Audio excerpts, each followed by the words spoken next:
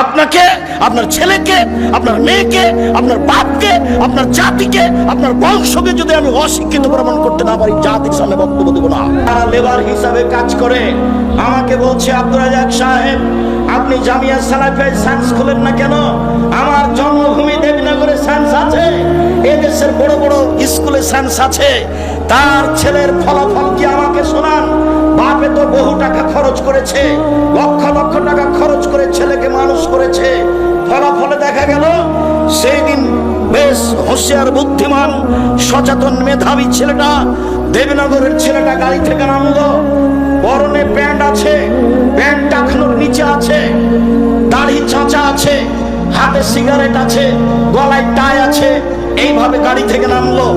একটু পরে গাড়ি থেকে নামলো বৌমা, হালকা হালকা গায়ে কাপড় আছে। একটু পরে নাতনি গাড়ি থেকে নামলো, পুতিন গাড়ি থেকে নামলো, গায়ে কাপড় নেই। দেখি গাড়ির পিছন দিকে কুকুর আছে। বলেন টাকাটার অবস্থা কি হলো? এরই নাম সায়েন্স।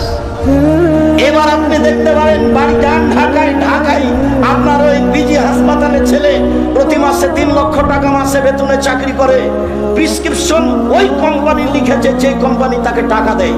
ও জানে এর চেয়ে ওষুধ ভালো আছে। ও তো শয়তান, ও একটা আস্ত শয়তান, ও একটা প্রতারক। আপনার বাপ মা প্রতারক, আপনি আপনার ছেলে মেয়ে কবর দিয়েছেন।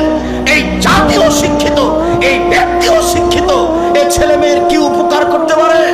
আমার নামে 5,000 কোটি টাকার মামলা হবে কেন? আমি ঠাকুরের কি করেছি? ঠাকুর বলেছে ও কালিমা তোমার আকাশ, ও মা তোমার বাতাস। আমি বলেছি ও ঠাকুর